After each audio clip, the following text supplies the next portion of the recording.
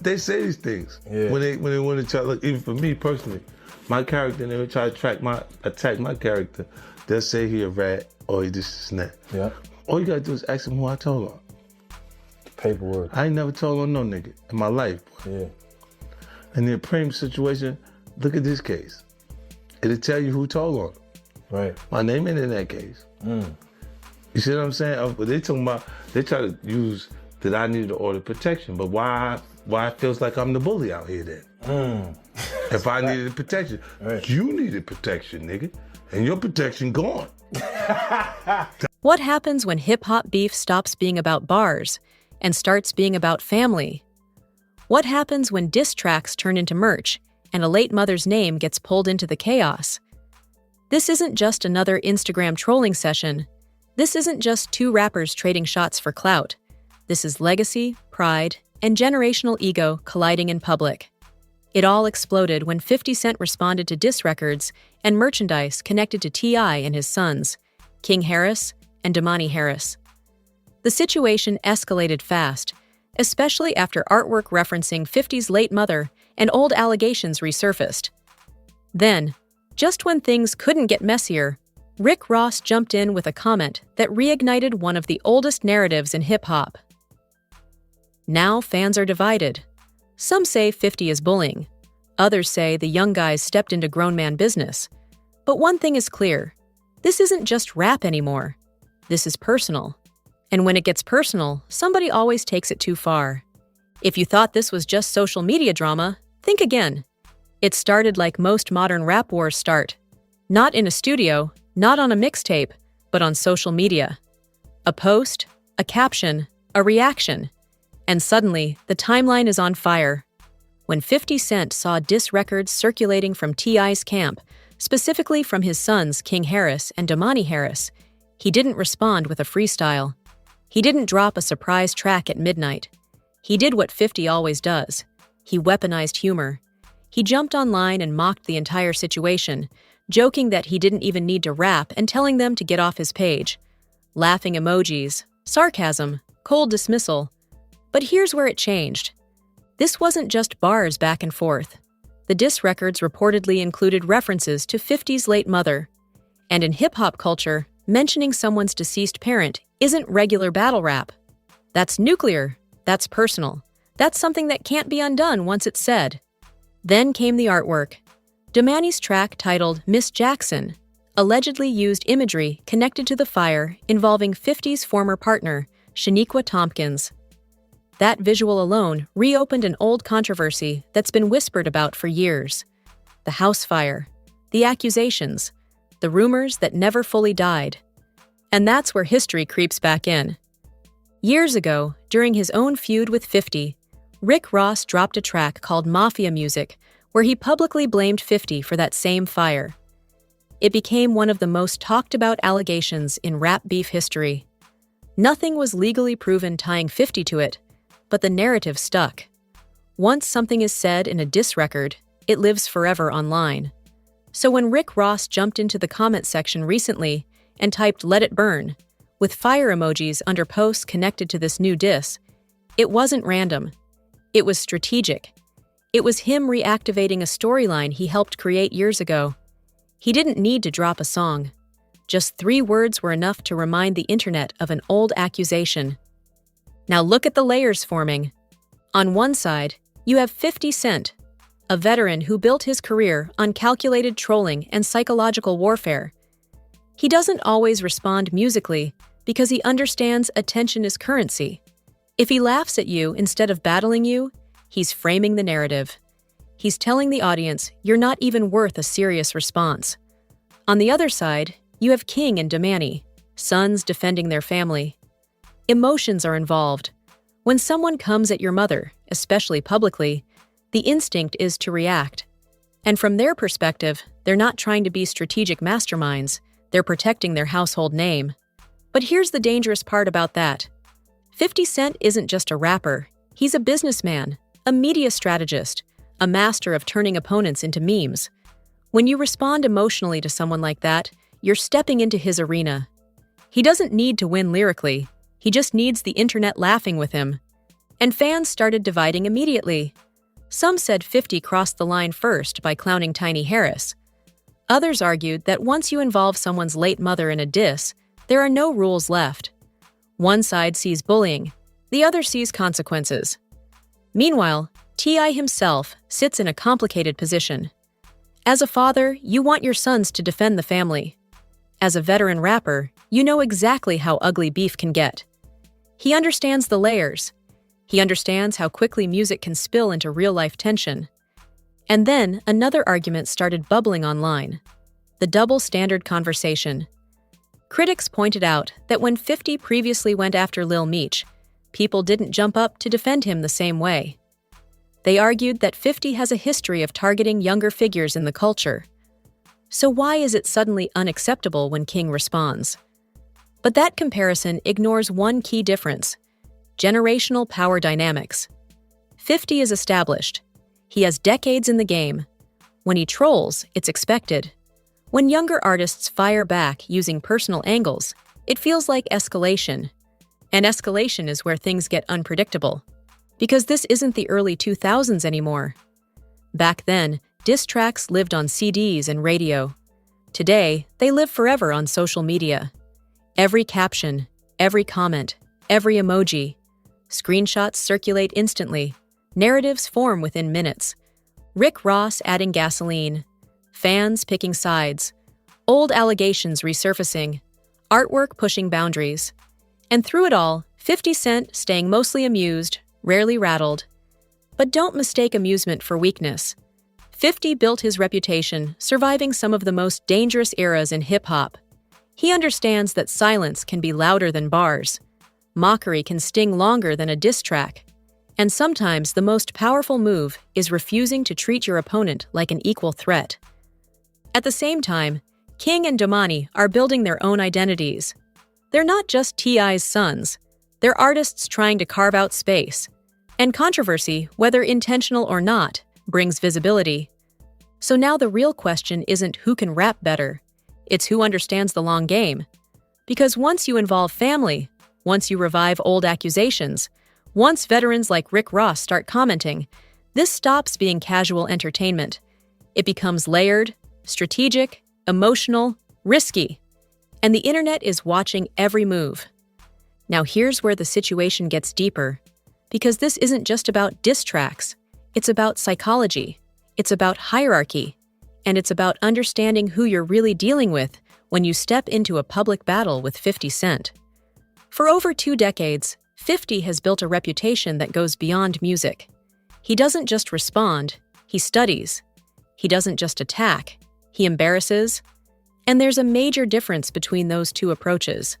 A diss track can fade. A meme lives forever. When King Harris and Domani Harris decided to respond, especially with references tied to 50's late mother, they weren't just entering a rap battle. They were stepping into 50's strongest arena, public manipulation of narrative. And that's a dangerous place to be if you're reacting emotionally. Because here's the truth about 50. He rarely gives people what they expect. When rappers want a lyrical war, he sometimes gives them silence.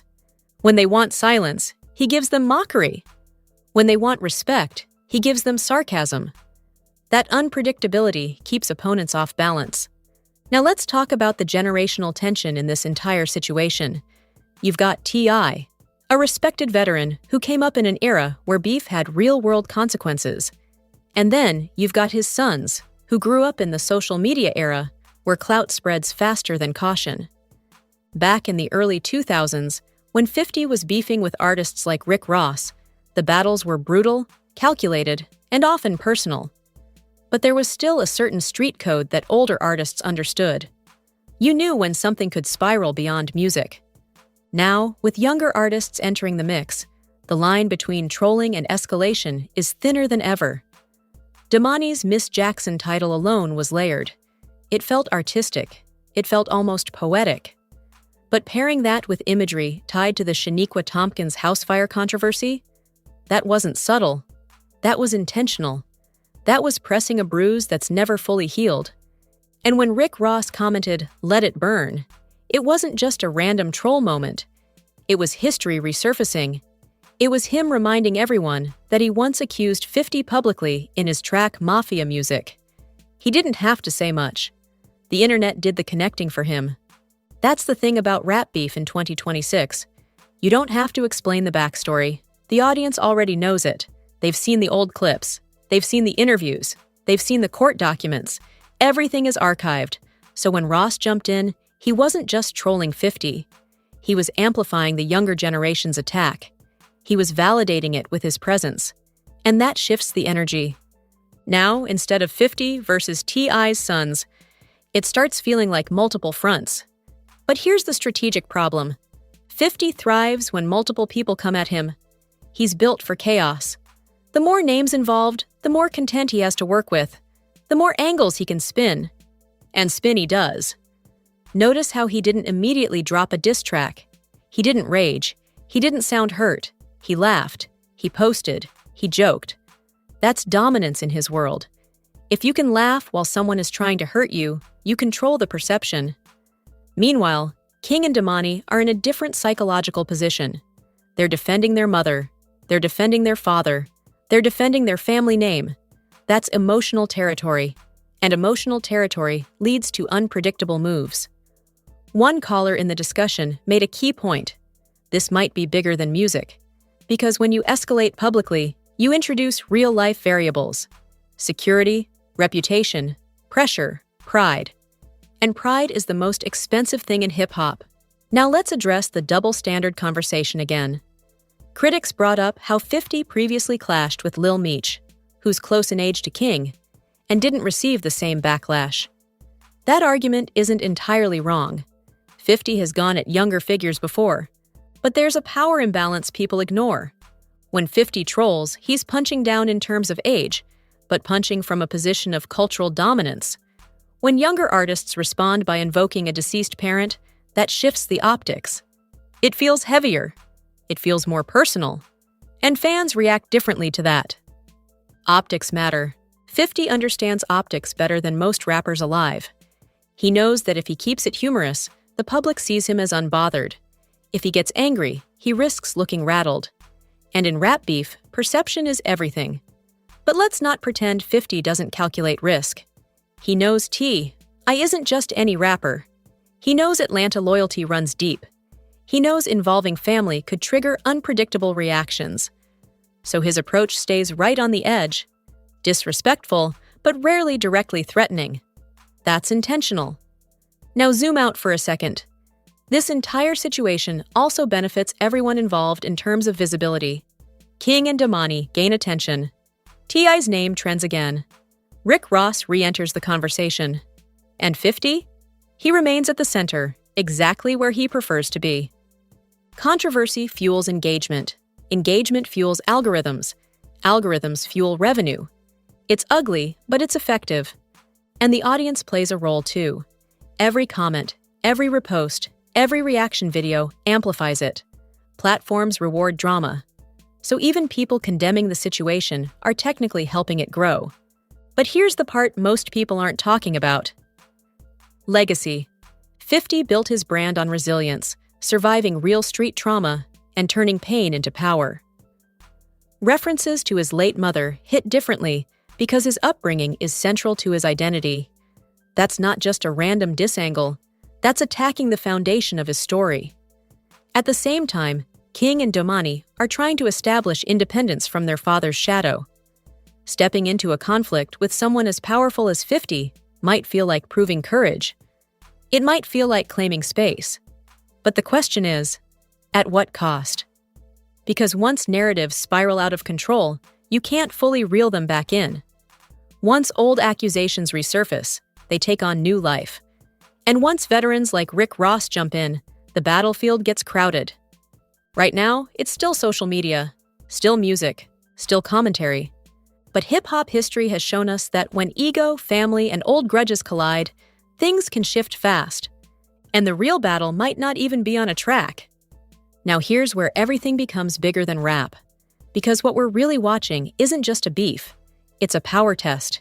It's legacy versus legacy. It's strategy versus emotion. And at the center of it all is 50 Cent doing what he's done better than almost anyone in hip-hop history, turning conflict into control. Let's break this down clearly. 50 doesn't fight for respect anymore. He assumes it. That's a completely different psychological position. When King Harris and Domani Harris respond with diss tracks and provocative imagery, they're fighting upward. They're trying to prove something. That automatically puts them in a reactive role. And in any conflict, the person reacting is rarely the one steering the ship. Now think about T.I.'s position in all this. As a father, you don't want your sons disrespected. As a veteran rapper, you understand exactly how quickly this game can spiral. I came from an era where beef had real-world consequences. There was no Instagram buffer, no meme culture to soften blows. Words traveled differently back then.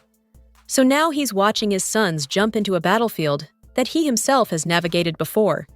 That's a complicated space, because telling them to stand down could look weak publicly, but letting it escalate could create consequences no one wants. And escalation is the key word here. Because when references to 50's late mother entered the conversation, that crossed into sacred territory. In hip-hop culture, deceased parents aren't just off-limits. They're emotional landmines. You don't step there unless you're ready for permanent fallout. But here's the twist. 50 didn't explode. He didn't drop a vicious response track overnight. He didn't go on a rant. He didn't look wounded. He laughed. That's power. Because when someone tries to hit you at your deepest emotional point and you publicly show zero reaction, it shifts the energy. It makes the attack look ineffective. Whether he feels something privately is irrelevant. Public perception is what matters. And perception is where 50 thrives. Now add Rick Ross back into the equation. When Ross commented, "Let it burn," he wasn't just trolling. He was reactivating history. His old track Mafia Music planted a narrative years ago involving allegations tied to the Shaniqua Tompkins house fire. That narrative never fully disappeared. It just went quiet. By stepping into the comments now, Ross effectively revived it for a new generation. Younger fans who weren't even around for that era suddenly started researching. Old clips resurfaced. Old headlines started trending again. That's how modern beef works. It's not just about new shots, it's about reviving old ghosts. And ghosts are powerful. But here's what makes this moment especially dangerous. Ego stacking. You have 50, who refuses to be punked publicly. You have King and Domani, who refuse to let their mother be disrespected. You have T.I., who refuses to let his household look weak. You have Rick Ross, who has a long-standing rivalry with 50 and sees an opportunity to stir the pot. That's 4 egos, 4 brands, 4 reputations, all colliding under the microscope of social media. And social media doesn't cool things down. It amplifies them. Every live stream, every reaction channel, every tweet, every meme, every repost. The algorithm rewards controversy. So even if everyone involved wanted to de-escalate, the machine keeps pushing it forward. Because outrage spreads faster than peace. Now let's talk long-term consequences. For 50, this is familiar territory. He's survived beef with major artists. He's built an empire outside of music. His identity isn't dependent on winning a rap battle in 2026. If anything, moments like this remind the culture that he's still a dominant presence. For King and Domani, this is different. They're still building their careers. Every move shapes public perception. Some fans will see them as bold, others will see them as reckless. And once an image forms, it sticks. That's the hidden risk of fighting someone like 50. Even if you land a lyrical punch, he can reframe the entire narrative with a joke. He can make the audience laugh instead of sympathize. And once the audience laughs, momentum shifts. Momentum is everything. But here's the deeper layer nobody talks about. Trauma currency. Hip-hop has a long history of artists monetizing pain. Struggle becomes story. Story becomes brand. Brand becomes power. When someone references a deceased parent, they're not just throwing shade. They're touching a core element of someone's origin story. For 50, his mother's death is part of his mythology. It shaped his hunger. It shaped his resilience. So invoking that isn't just disrespect. It's challenging the foundation of his legend. At the same time, King and Domani are navigating their own legacy pressure. Being sons of T.I. comes with expectations. Every move is compared. Every lyric is judged. Stepping into a public war with someone as established as 50 might feel like a declaration of independence. But independence through conflict can backfire if the opponent is more experienced at war. And that brings us to the real question: what happens next? Does 50 eventually drop something calculated and surgical? Does T.I. step in directly? Do King and Domani double down? Does Rick Ross escalate beyond comments? Or does it fade? Not because it cooled off, but because 50 decides it's no longer worth oxygen. Because that's the final power move, choosing when a beef dies. Right now, it's still active, still emotional, still layered. But the longer this plays out, the clearer one thing becomes. This isn't about bars. It isn't about who can rap better. It isn't even about who started it. It's about control. Control of narrative, control of image, control of legacy.